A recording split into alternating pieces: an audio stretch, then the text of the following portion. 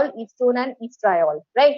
तो एक कोलेस्ट्रॉल जो मेम्ब्रेन में प्रेजेंट होता है, from there by the action of different enzymes, these hormones are produced. So you can see that progesterone is one of the precursors for the formation of both androgens and estrogens. Another important thing is that from testosterone, there is action of the enzyme aromatase.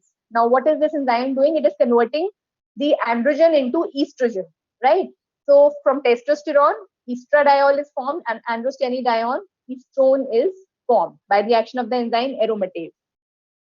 So, so you need to again just understand that whenever this enzyme is inhibited, like we give aromatase inhibitors, where will it be useful?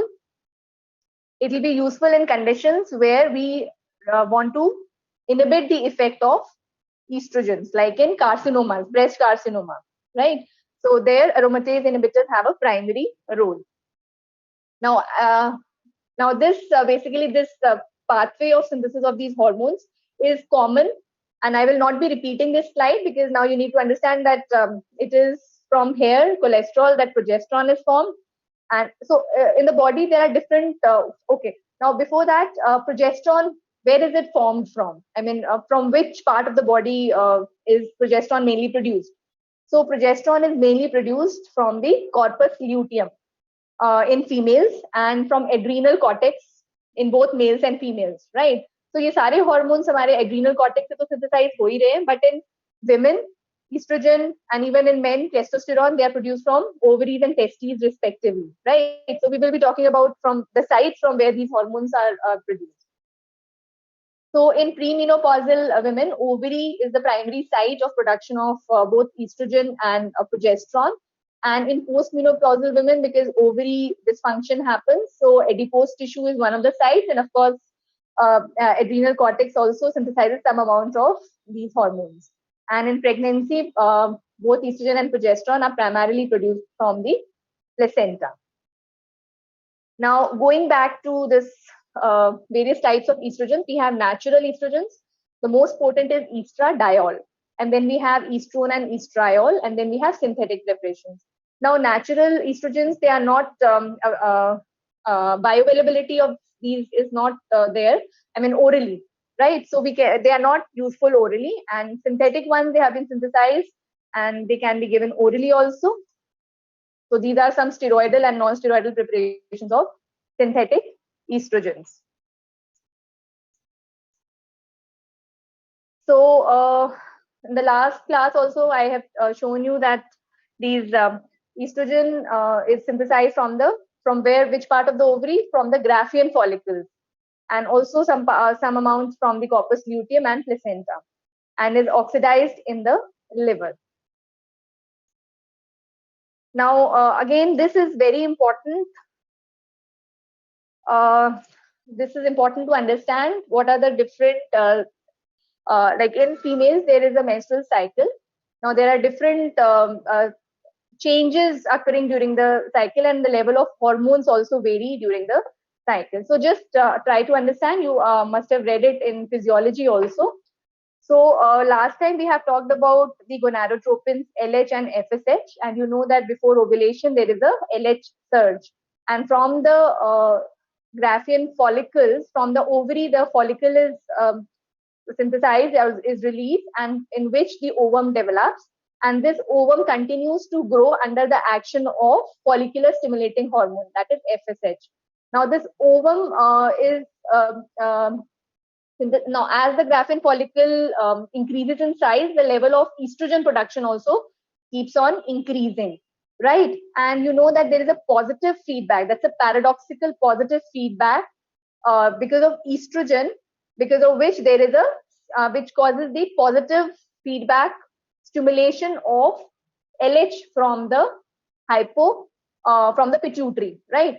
So because of this, there is a LH surge. Because of rise in estrogen before the mid-cycle, there is LH surge, and this LH surge, along with the rising levels of FSH, which is released from the Graafian follicle, results in the ovulation, right? So ovulation occurs during the mid-cycle, which is taken as the 14th day. And ovulation, the level of estrogen although remains the same, but the level of progesterone keeps on increasing because there is release of this ovum, which then this graphene follicle converts into a yellowish structure called as corpus luteum. Now this luteum is synthesizing the progesterone. Now if the implantation occurs, this corpus luteum continues to grow and there is formation of till the time there is formation of placenta and production of hormones from the placenta.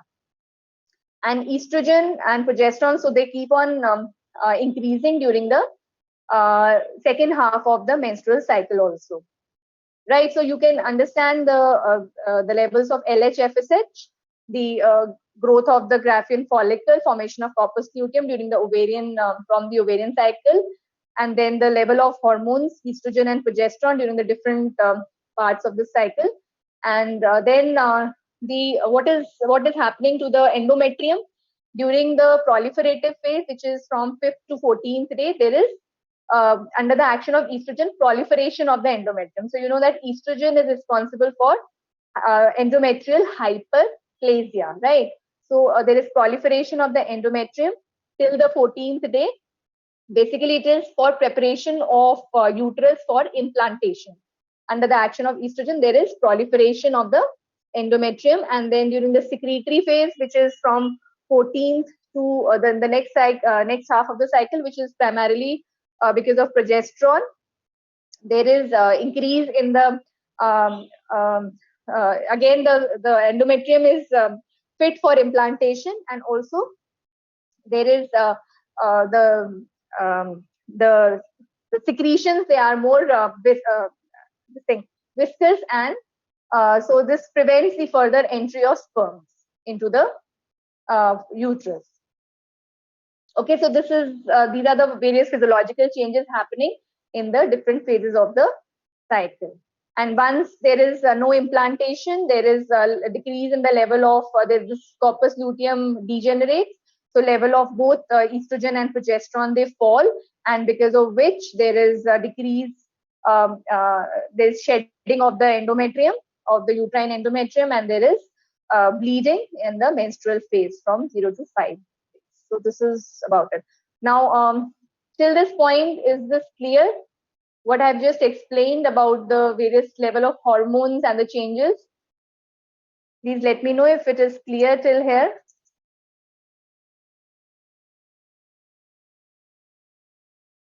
Yes, I'm waiting for your response. Please, someone.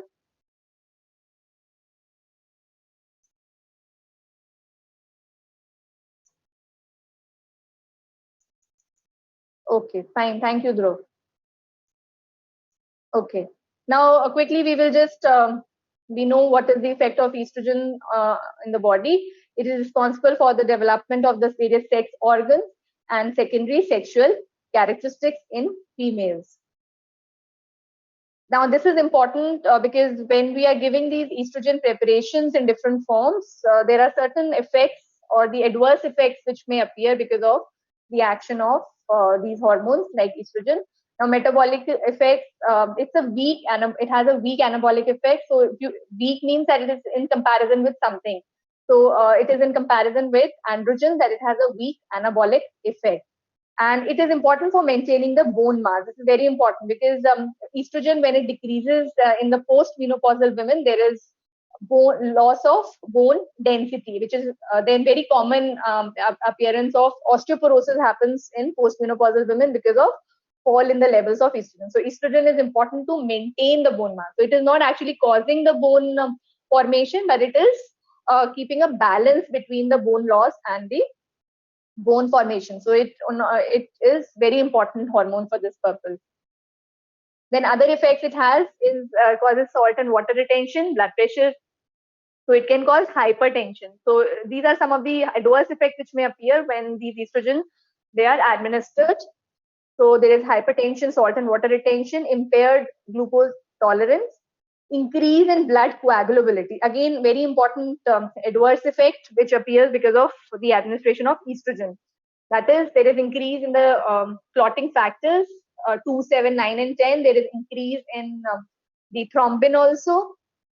decrease in antithrombin, so it increases the hypercoagulability of the blood. So it predisposes to thromboembolism if these estrogen when it is given as a hormone replacement therapy or as a contraceptive when it is given because of these effects.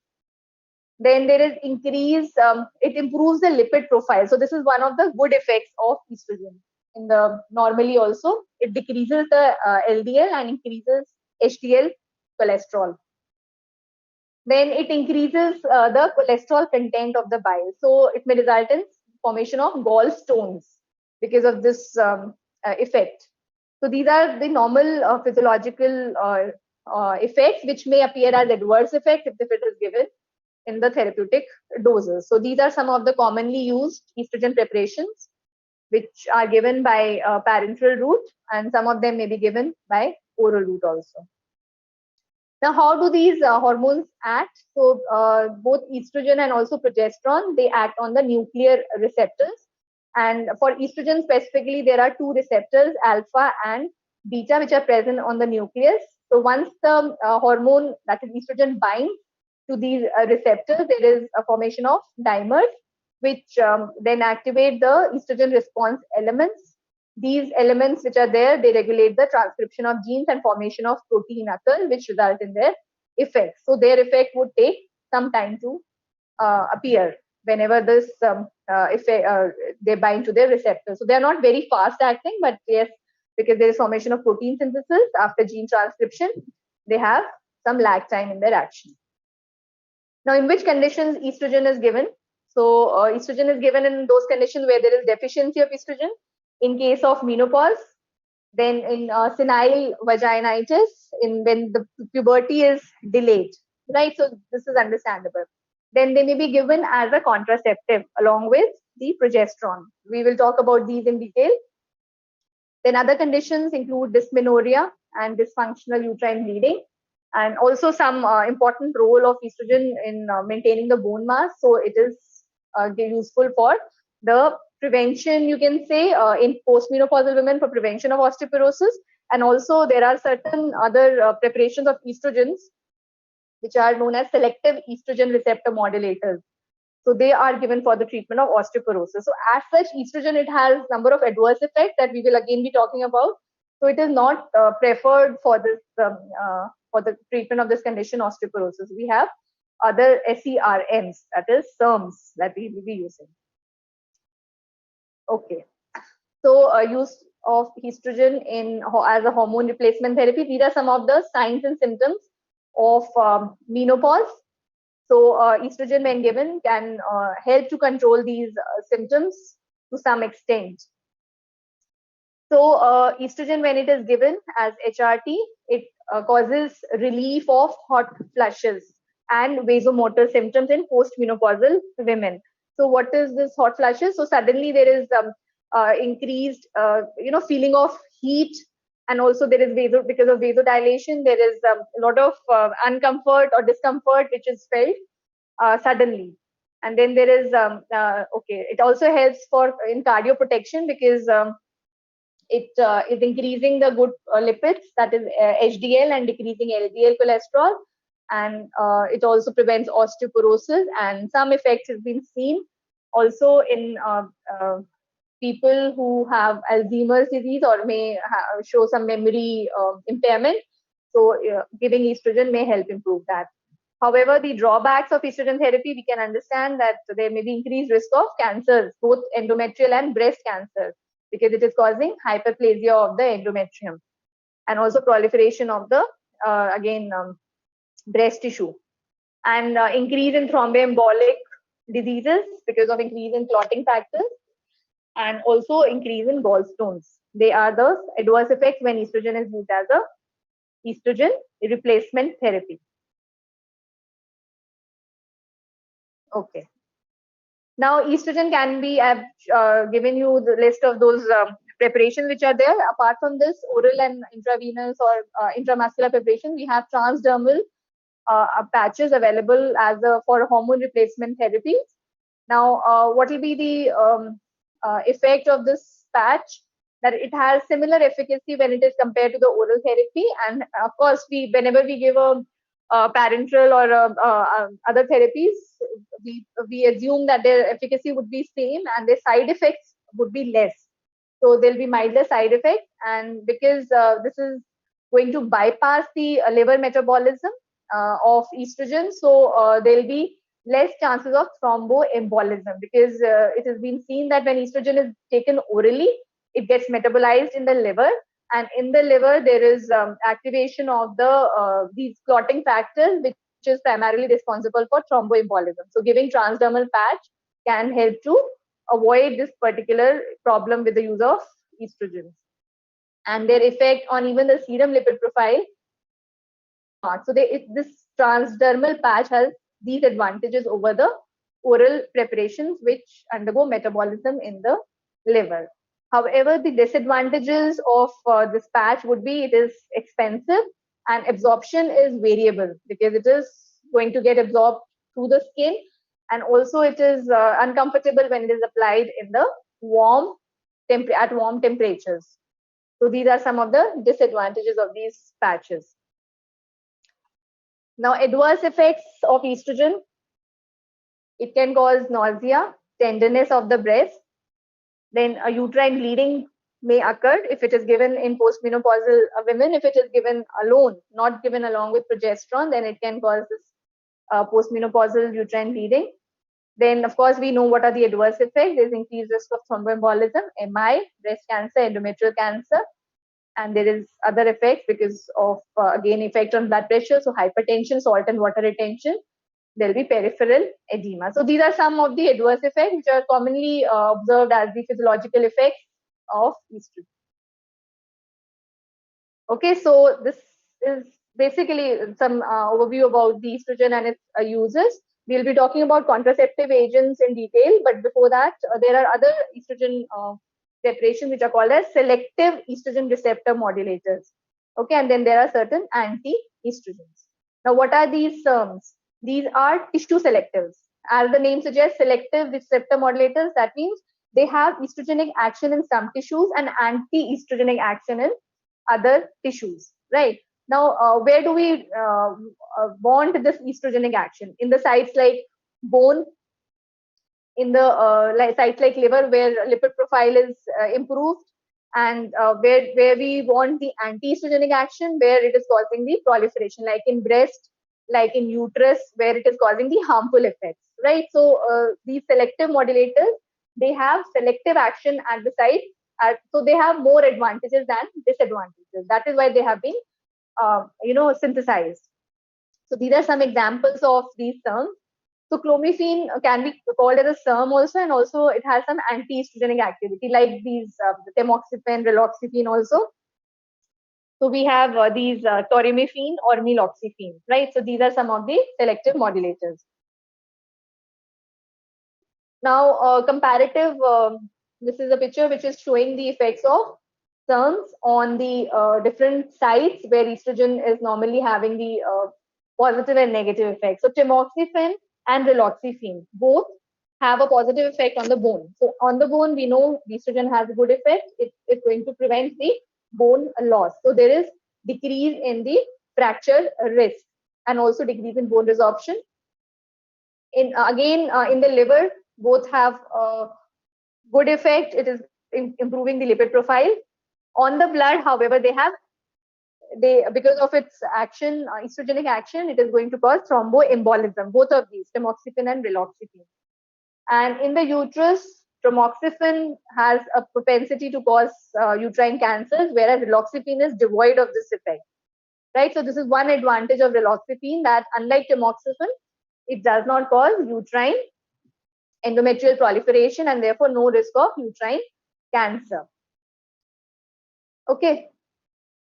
So is it understandable till here? Again, please, I want your response. You understand till this point that how these selective estrogen receptor modulators are having estrogenic and anti-estrogenic activity in different organs, and then they have their advantages and disadvantages. Okay. So anti-estrogenic action. Now tamoxifen and raloxifene both, they have good effect on the can be used in breast cancer, and however, because of their anti-estrogenic action, it can cause hot flushes and also vomiting. Right. So this is so based on their actions, their main uses include tamoxifen is primarily useful for the treatment and prevention of breast cancer, right? Whereas raloxifene is primarily useful for treatment and prevention of osteoporosis in postmenopausal women. And raloxifene decreases the risk of vertebral fractures in these postmenopausal women. Okay, so both this tamoxifen and raloxifene are selective receptor modulators. Their adverse effect you can again compare.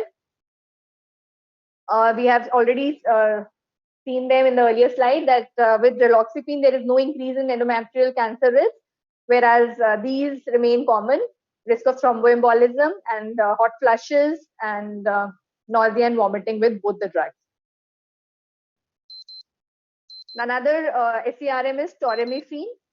It is similar to tamoxifen, but with tamoxifen there was a risk of uterine cancer, which is lacking with this drug toremifene. So it is, you can say, better, and its use is mainly restricted to women, postmenopausal women who have metastatic breast cancer. Okay, so it is like tamoxifen, useful for breast cancers, but in women who have metastatic cancer.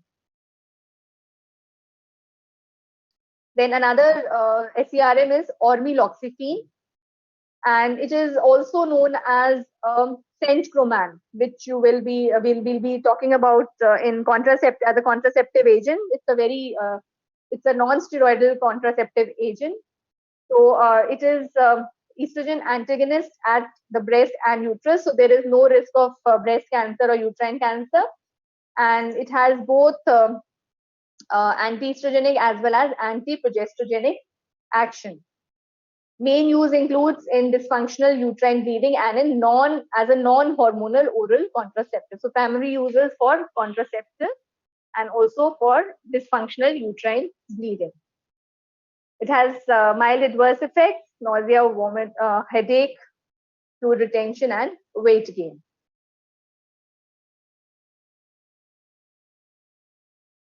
Okay, so this is a very important topic, SERM. So you can again read it from your books in a proper manner.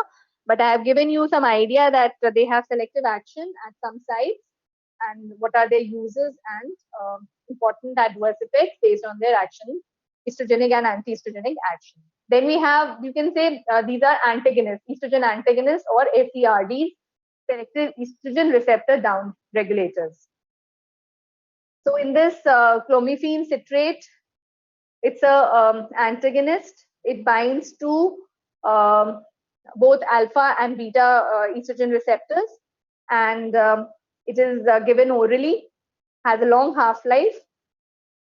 What is its action? It is acting because it is an antagonist to estrogen. So जो receptors होते हैं estrogen के hypothalamus में, they are important for feedback mechanism. I've already told you. So negative feedback mechanism if is inhibited because estrogen receptors block हो गए, तो जो negative feedback inhibition estrogen and progesterone का होता from the after the release from the gonads, that is inhibited. So there is more release of gonadotropin releasing hormones, and so more release of LH and FSH, and which will cause increase in ovarian stimulation resulting in ovulation. So in which condition do we want an increase in ovulation? Basically in fertility, to increase fertility, right? So clomiphene, by this inhibition of estrogen receptors in the hypothalamus, and therefore it increases the downstream pathway and causes increase in ovulation. So main use of clomiphene is for female infertility, also for male infertility, and for in vitro fertilization, where again there is ovulation is done. However, the adverse effect based on this action would be there'll be hyperstimulation of ovaries, polycystic ovaries, multiple pregnancies. Okay, so these are some of the important and you can say serious adverse effects of clomiphene because of its ability to cause ovulation.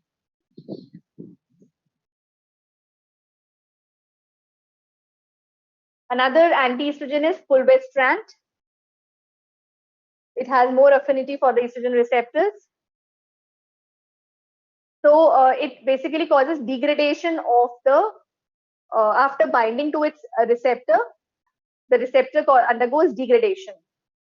And it prevents the activation of the receptor. Of course, like an antagonist, it acts. And so it abolishes or stops the effect of estrogen-mediated actions. The main use of this drug is for tamoxifen-resistant breast cancers. Okay, so even those cancers which are resistant to tamoxifen, in this fulvestrant is primarily useful. And these are some of its adverse effects.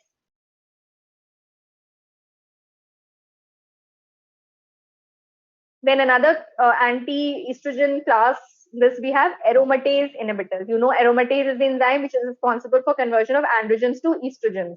So in this, we have different generations of estrogen aromatase inhibitors. We have non-steroidal anastrozole, letrozole. They are competitive inhibitors. And then we have irreversible inhibitors, exemestane. So some names in this class. So they inhibit the enzyme aromatase, which is important for formation of estrogen. And where will it be useful? In conditions with advanced breast cancers in post-menopausal women. And you compare it with tamoxifen, they do not increase the risk of endometrial carcinoma or also venous thromboembolism. And they may also be useful for endometriosis. Okay, so they do not have this risk. And also, however, the adverse effect because of this anti-estrogenic action would be, again, loss of bone. That is the primary adverse effect, leading to fractures and hot flushes, etc. Okay, so is this clear to everyone what we have just discussed about estrogen, SERMs, and anti-estrogens? Can we move ahead to progestins and antiprogestins? Yes, please respond.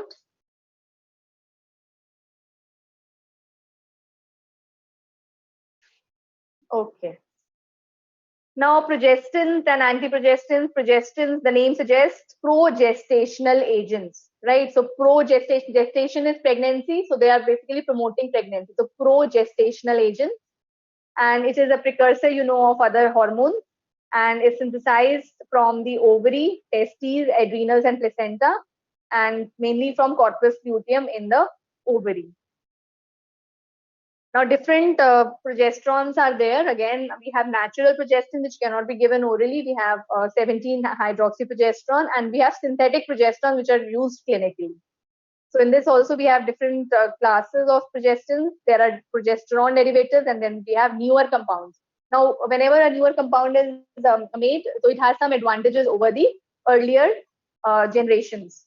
So to classify these progestogens, we have C21, C19, and C19 not testosterone. So you can just go through the names. C21 progesterones like medroxyprogesterone acetate, cyproterone acetate, hydroxyprogesterone acetate, they were the first generation of progesterone which had more of the estrogenic and androgenic activity. Okay, so they were mainly they are pure progestins along with some estrogenic and androgenic activity, and they have weak anti-ovulatory action. So they are not used for contraception because of the weak anti-ovulatory action. They're primarily, you can say, can be given for hormone replacement therapy, right? Where we need progestin and we need estrogenic action. So they are basically useful for hormone replacement therapy. The newer generations of progesterone, like estranes and gonanes, of these gonanes are primarily used for their anti-ovulatory action for contraception. Norgestrel, levonorgestrel, desogestrel, gestrodine. And they have advantage that they do not have androgenic or anabolic side effects, right? So these will be preferred for contraception, whereas the earlier ones will be useful for replacement therapy, where you need progesterone and estrogenic actions. Now, what are the androgenic side effects? What we are talking about? These progestins have adverse effects like, again, fluid retention. Then they have adverse effect on lipid profile. There'll be increase in LDL and decrease in HDL, unlike estrogen, and headaches and mood disturbances. These are androgenic effects. And also, there'll be male type baldness. Okay. And so they produce hirsutism and also acne. So these are the androgenic side effects of progestin. Now, what is the physiological role of progestin? Like estrogen, I have told you that it is secreted during the second phase of the cycle and is responsible for secretory changes in the endometrium. And it makes the cervical secretions more viscid, less copious, so scanty, and which becomes hostile to sperm penetration. Produces pregnancy-like changes in the breast. It causes the estrogen also causes cell proliferation, and even progestin, they cause the epithelial proliferation, and it prepares the breast for lactation if pregnancy occurs. Then it stimulates the respiration, and it impairs the glucose tolerance, like estrogen. Estrogen also impairs glucose tolerance. So both estrogen and progesterone, the glucose tolerance, and result in the precipitation of diabetes. And they have told you that it causes the impaired lipid profile. What are the uses of progestin? They are useful mainly for contraception, HRT, and there are other indications where they do not have a very significant effect, but yes, they can be used for these conditions: dysfunctional uterine bleeding, endometriosis, threatened abortions, endometrial carcinoma, and dysmenorrhea. Okay. Then adverse effects will be breast engorgement, some androgenic side effects like acne, there'll be water retention, there'll be impaired blood glucose levels, and depression and mood swings.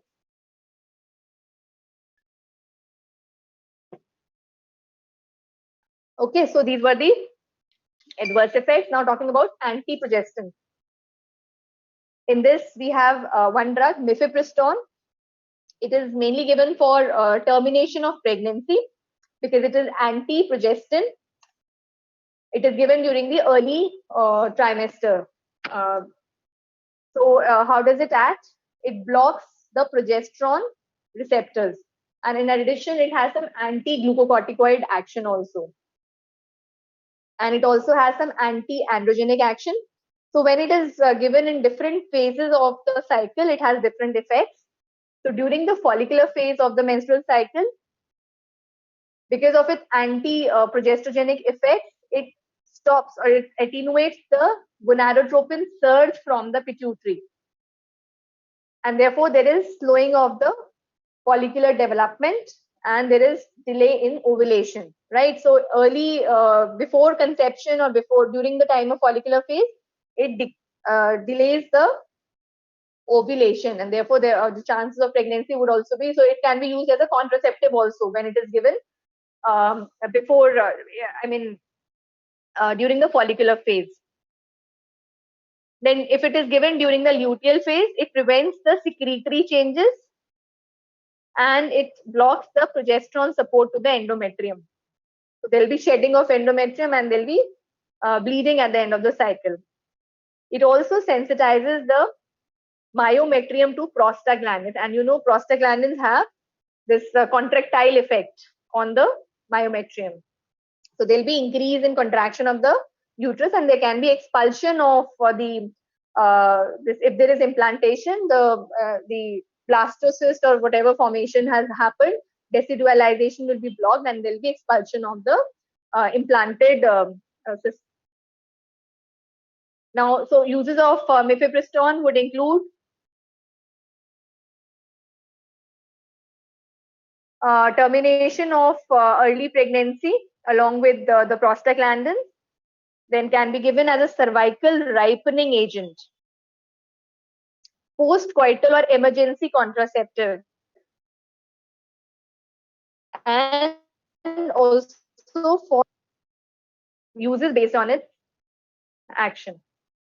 Side effects can include vomiting, diarrhea. There can be pelvic pain because of this, again, uterine contraction and termination of pregnancy. There can be abdominal pain and severe bleeding, vaginal bleeding.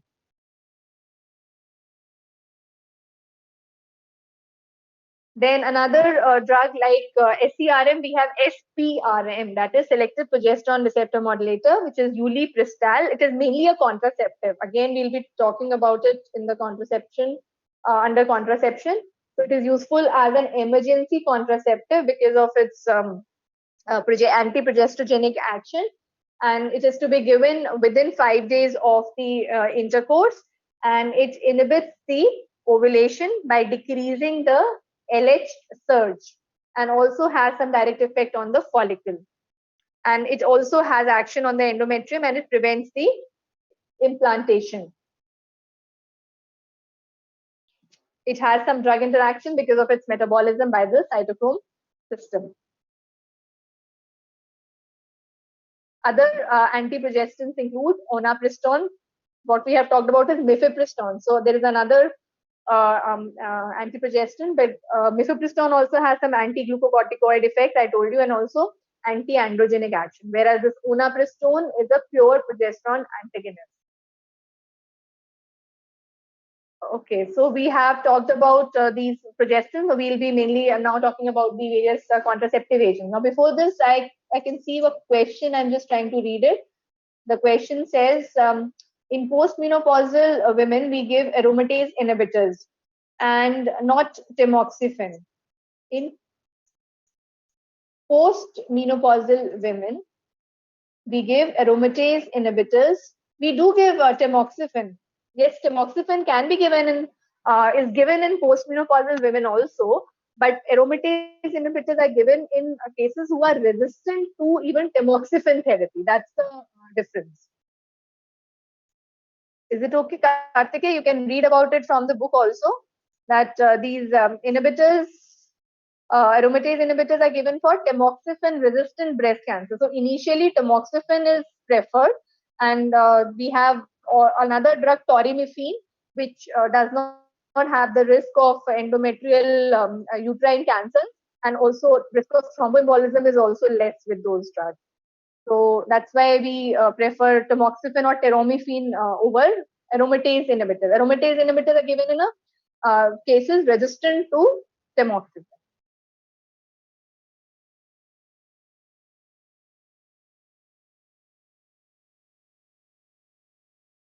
Okay, now we are talking about sorry, contraceptives.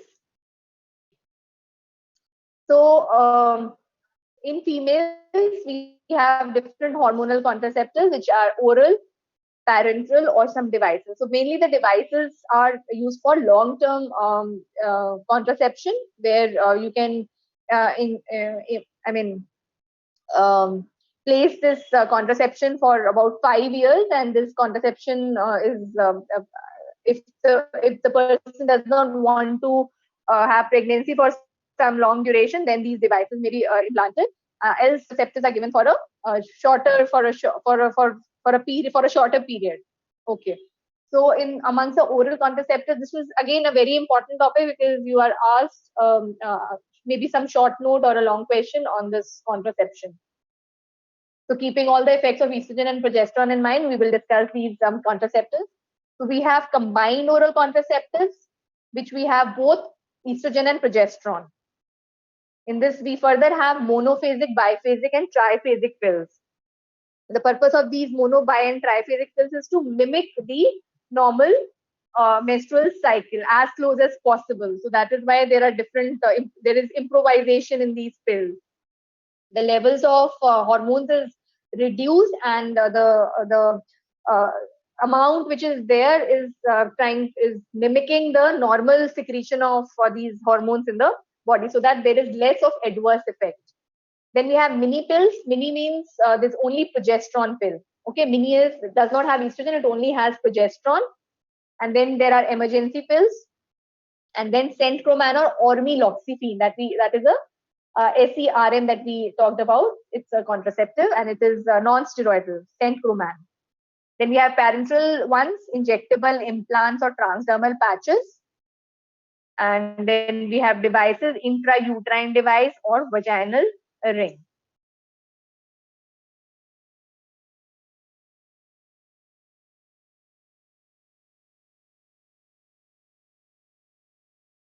Okay, then how do these, we have seen that estrogen and progesterone are important for maintaining pregnancy, but then they are also useful for as a contraception. How is it? Now, there are various, you can say, levels at which these act together to cause contraception.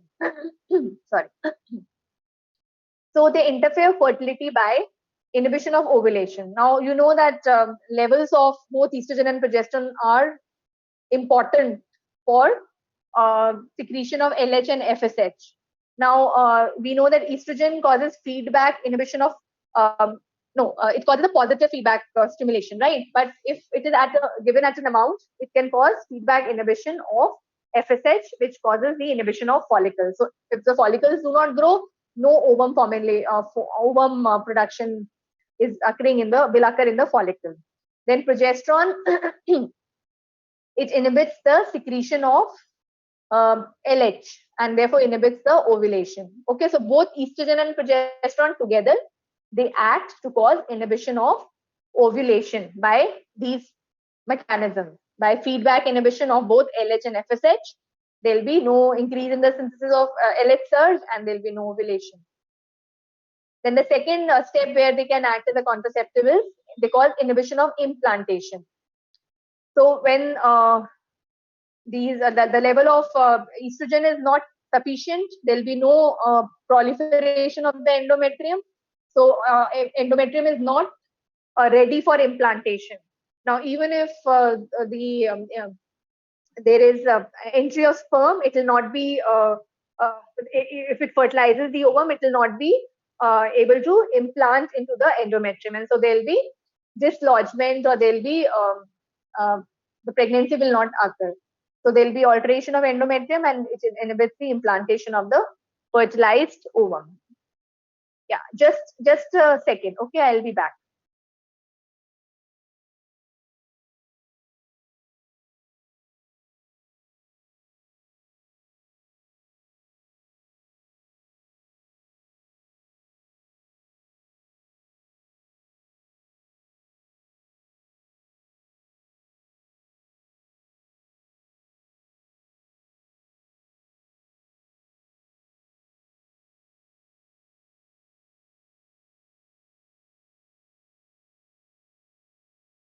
Okay, fine. So the third mechanism by which they cause contraception is that progestins, how do they cause the thick and viscid cervical secretion, which is less conducive for the passage of sperm. So there is, because of this action, when progestin is given as a component in contraceptives, it is going to decrease the passage of sperm. And finally, both estrogen and progesterone, they cause hypermotility of the fallopian tube and uterus. So this will again make it unfavorable for implantation. So there'll be rapid passage of ovum to the uterus, prevents the normal fertilization and expelling of the fertilized ovum. Okay, so these are very important. I'll again just highlight these mechanisms.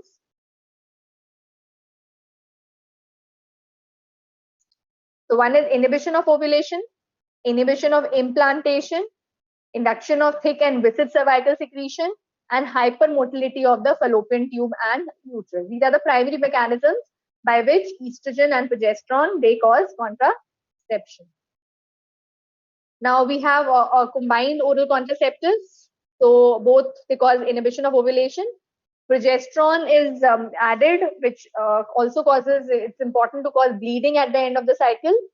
And the combination with progesterone also blocks the carcinoma. So it prevents the endometrial hyperplasia because of estrogen. So progesterone is very important in this manner. It blocks this carcinoma, risk of carcinoma.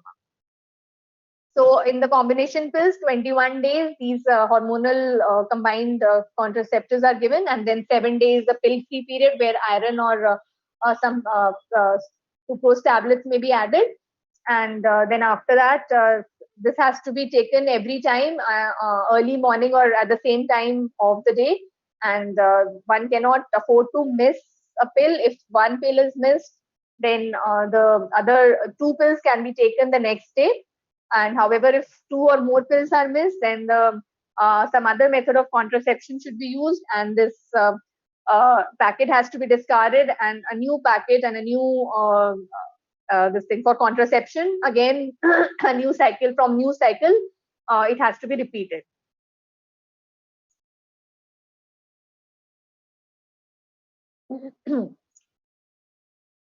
Okay. Then we have these combined contraceptives. We know estrogen and progesterone component is there. These are the various estrogen formulation, ethinyl estradiol, which is most commonly added, and its quantity is very less, 0.02 to 0.05 milligram. And progesterone also, different progesterone preparations are there. So again, these preparations compared to the earlier preparation that were there, they have less amount of these hormones, so chances of adverse effects are less, and so they are better tolerated, these newer contraceptives.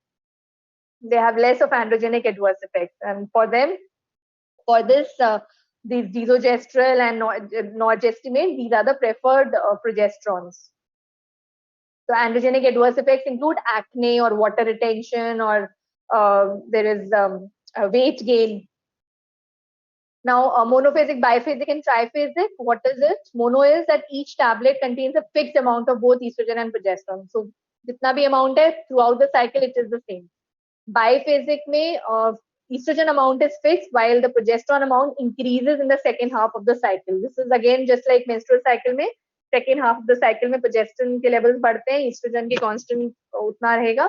So this is how. And triphasic mein, both estrogen and also progesterone levels vary, and the amount increases gradually in 3 equal phases. So that is the quantity of these hormones varies in different kinds of formulations, mono, biphasic, and triphasic. So I told you the main purpose of these different phasic pills is to decrease the amount of hormone, to decrease the chances of adverse effect, and to mimic the normal cycle.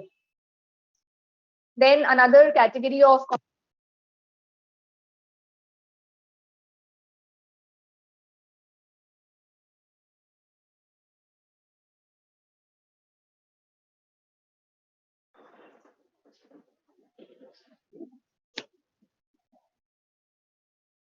okay. So am I audible?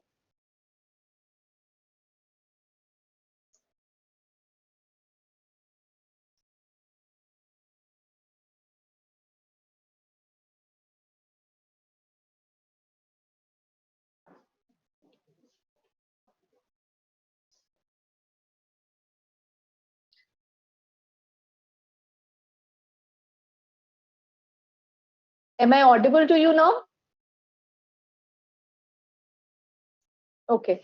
So next category is mini pills or progestin only pills. So they are less efficacious, as we can understand. They do not have estrogen.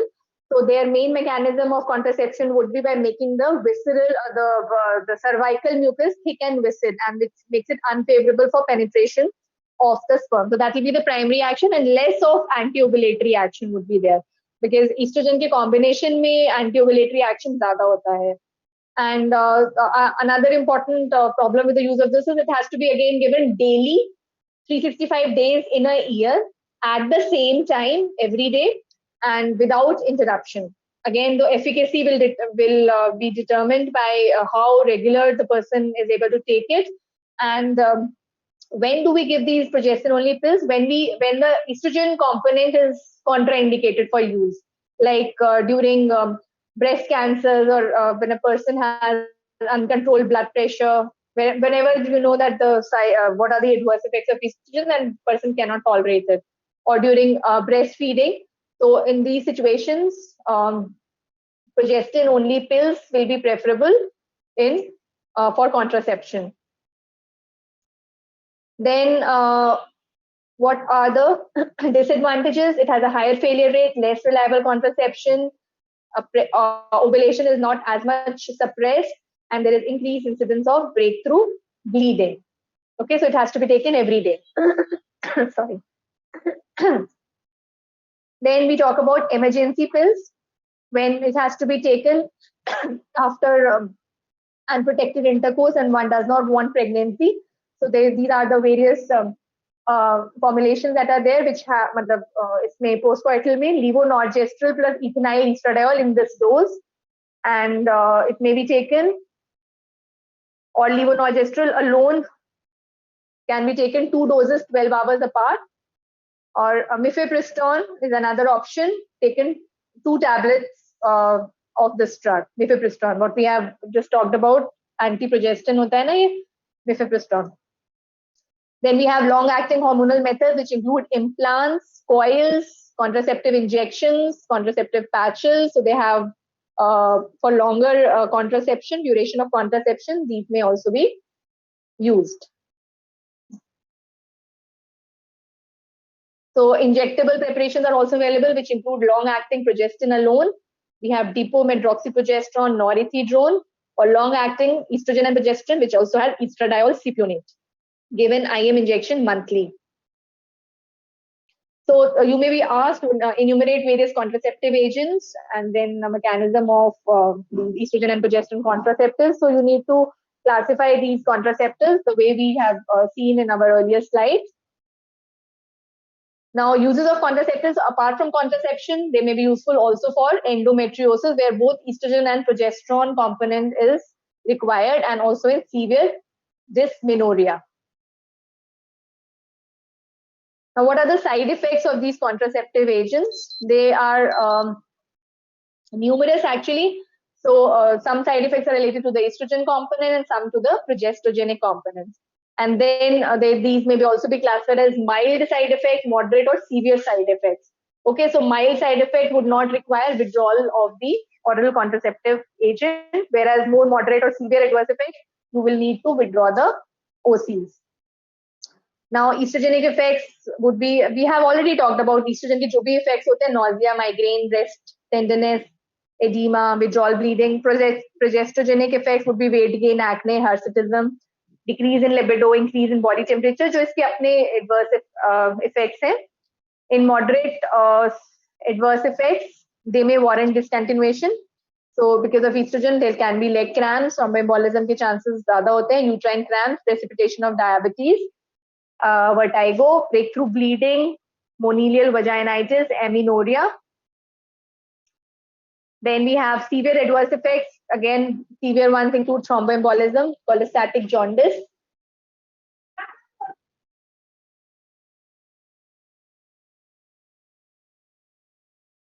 Okay, so estrogen, thromboembolism, cholestatic jaundice, gallstones, hepatic adenoma, and MI and cerebrothrombosis because of progesterogenic components. So these are some severe adverse effects which can occur with the use of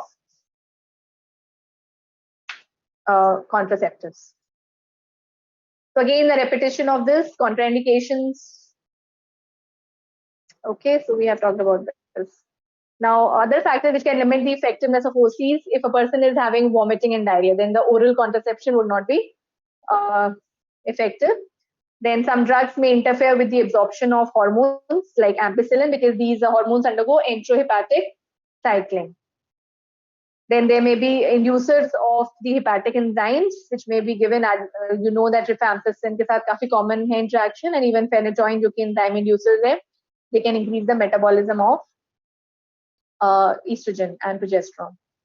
And then other antibiotics like ampicillin and tetracyclines can cause interruption in the enterohepatic circulation, and therefore they'll decrease in the blood levels of these hormones, and therefore failure of contraception. Okay, so till now we have talked about the both estrogen, progesterone, contraceptives. So is it clear till here? Now we'll move on to androgens and anti-androgens. Please let me know.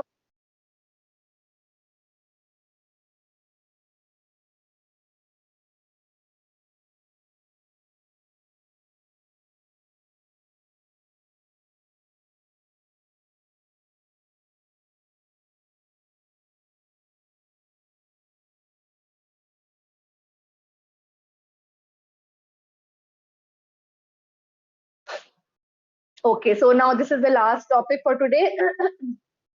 Androgens and anti-androgens. Now, androgens, we know testosterone is the most potent natural androgen, mainly secreted by the Leydig cells and adrenals. And other less potent androgens include androstenedione and dehydroepiandrosterone. And they are biotransformed.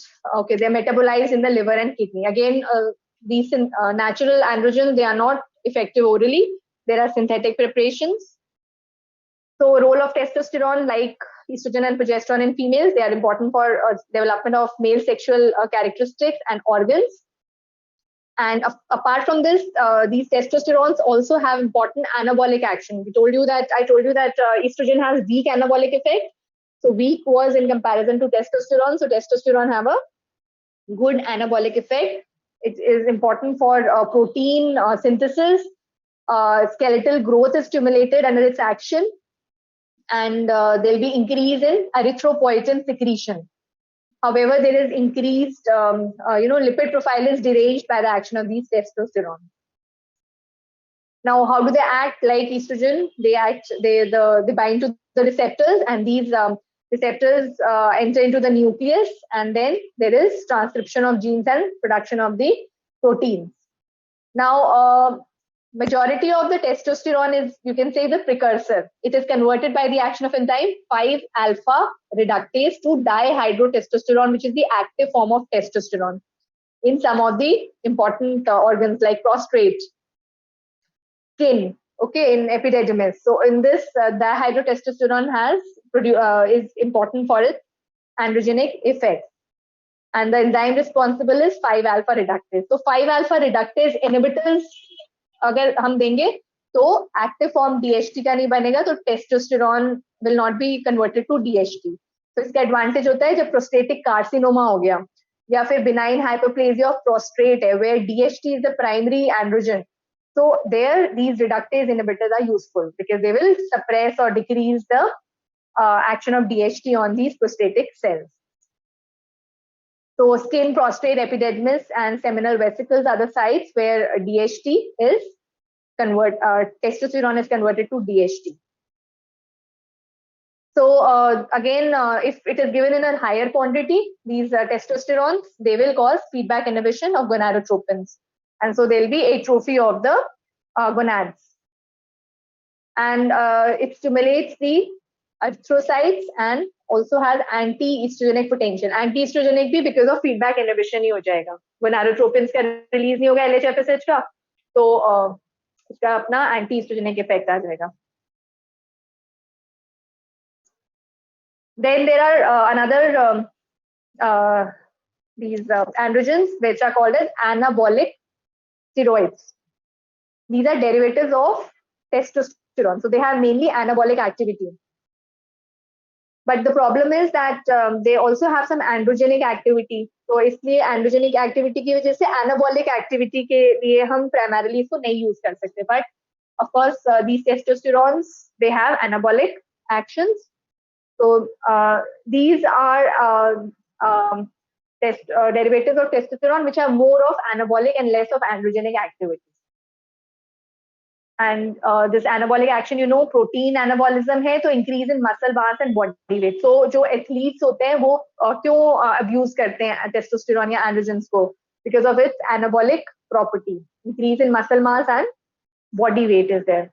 And it also antagonizes the protein wasting effects of, it may be useful. तो जो anabolic steroids हैं उनका एक use हो गया abuse की तरह कर लेते हैं athletes, और दूसरा हो गया ये जब ग्लूकोकॉर्टिकॉइड थेरेपी लॉन्ग टर्म के लिए दिया जाएगा तो इफेक्ट होता है ग्लूकोकॉर्टिकॉइड्स का प्रोटीन ब्रेकडाउन.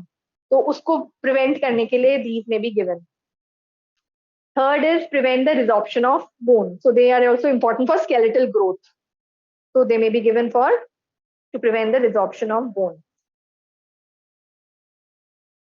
ठीक है, तो ये एथलीट्स में अब्यूज के लिए यूज किया जाता है and not to be use. Now uses of androgens for replacement therapy in hypogonadism. Anabolic agents. So I told you for recovery, जब long term steroids दिया तब दे सकते हैं, या after trauma recovers protein loss after trauma, surgery या immobilization या कोई debilitating disease condition. And when there is delayed puberty in males, in boys, they can be given for stimulation of growth. In senile osteoporosis may be given with estrogen. Then as a hormone replacement therapy in a postmenopausal period, stimulating hemopoiesis. मतलब अब इसके लिए we are not going to use them as a preferred drug, but yes, they have effect on hemopoiesis, so they may be useful in refractory cases. Carcinoma breast, maybe they can be given, but we have better agents, selective agents, so they are given. So adverse effects males में क्या होंगे? Because of large doses, अगर testosterone की देंगे तो suppression हो जाएगा of gonadotropins, so there will be infertility.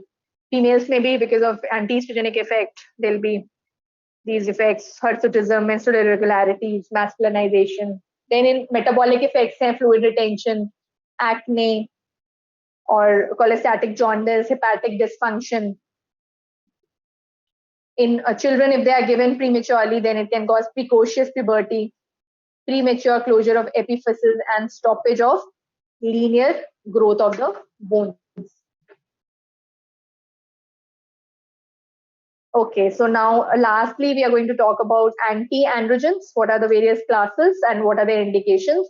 So all those conditions where you want to suppress the action of androgens in cancers, okay, prostatic cancers, या hyperplasia. When female hirsutism, where there is because of androgenic overactivity की वजह से, या male pattern baldness, or precocious puberty, है ना, जब puberty early puberty हो गया, then also you want to suppress it. Now, what are the levels at which, what are the various anti-androgens that we have? We have already talked about gonadotropin releasing hormone, है ना, जो GnRH antagonists होते हैं, they can be given. They are acting at the topmost level and they prevent the downstream release of various gonadotropins and also of the hormones ultimately. So GnRH antagonist हो सकते हैं, like cyproterone acetate. Then there are receptors जो antagonist होते हैं, androgen receptors. उसके लिए flutamide is the drug, जो कि उसके नया congenials हैं bicalutamide. Okay, so it is acting at the androgen receptor. And then we have alpha reductase inhibitors, finasteride या dutasteride. These are the other congenials. So ये enzyme के level पे act करते हैं and inhibit the conversion of testosterone to dihydrotestosterone. Then there are some antifungals जो हमने सुना हुआ है, ketoconazole. उसका भी enzyme synthesis पे enzyme पे action होता है and it causes the decreased production of testosterone.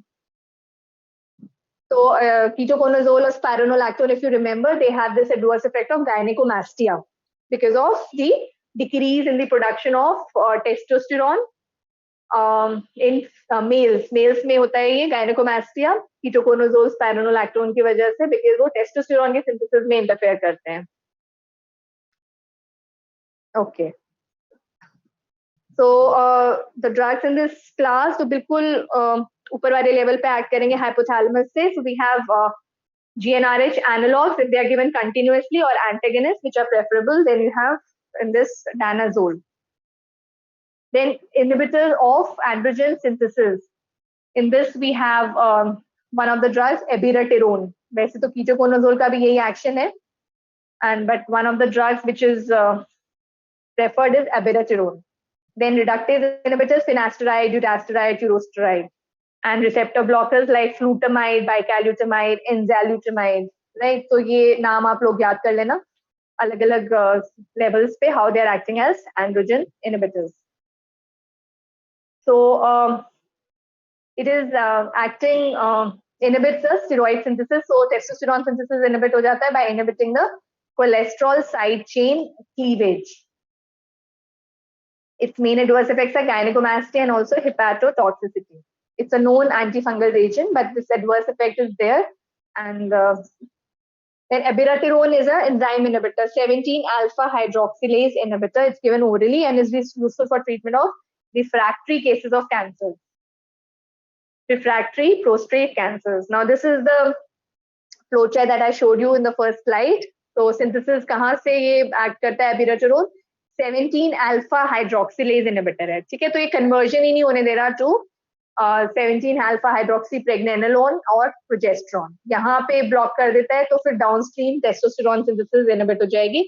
तो ये refractory cases of prostate cancer में preferred है 17-alpha hydroxylase inhibitor.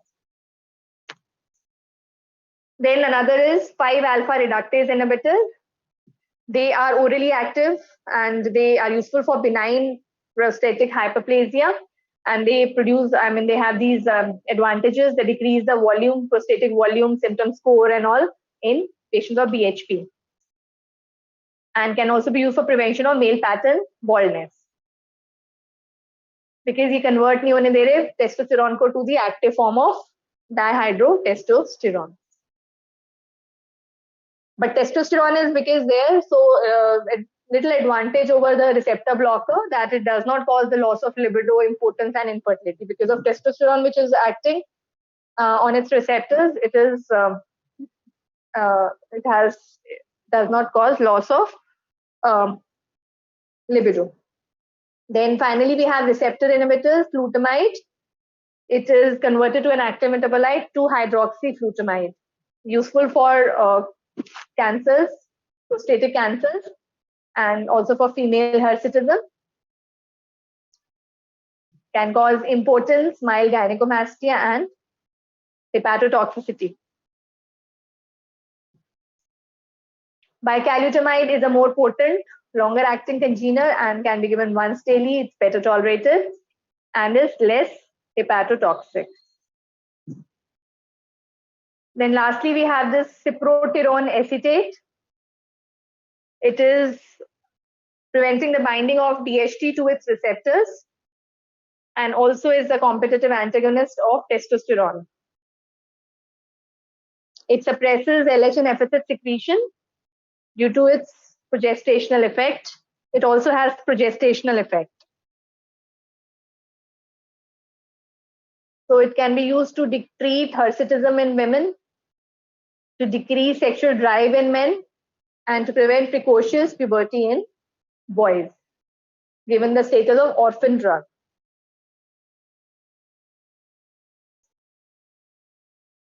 Okay, so this was, it was quite a lot actually. Estrogen, anti-estrogen, progestin, anti-progestins, contraceptives, androgens, and anti-androgens. So we have covered these hormones and their effects and their uses. So is there anything you want to ask after this session? Is there any question? You can quickly type in if there's any question. Otherwise, we will close this session for today. And next time, I'll let you know which topic we are going to take up. And okay, so one question is, why is estrogen contraindicated in pregnancy? Basically, on the fetus, you would say that these hormones as such in the body, they are getting released. There is a delicate balance of estrogen and progesterone to maintain the pregnancy. Now, excess of anything would be detrimental. So, estrogen as such supplements, of course, should not be given. It can be detrimental to the fetus also. And if it is required, it can be given in pregnancy. It is as such, we won't say that it is contraindicated in pregnancy. Okay, but okay. Estrogen normally progesterone is the one which is going to maintain the pregnancy, है ना? Progestational support ही चाहिए होता है once the pregnancy occurs, and if there is any deficiency, progesterone can be given, can be supplemented. So as such, estrogen का कोई ऐसा role नहीं है कि इट शुड बी गिवन. पहले तो हम estrogen देंगे ही क्यों प्रेगनेंसी में, है ना? बाकी one can read if there is anything specific you've come across. Is there anything else anybody wants to ask? Okay, then I think I'll close this session. Thank you so much, and we'll connect on next on this coming Friday at 3 o'clock again, and I'll let you know the topic for discussion in the next class. Thank you, everyone.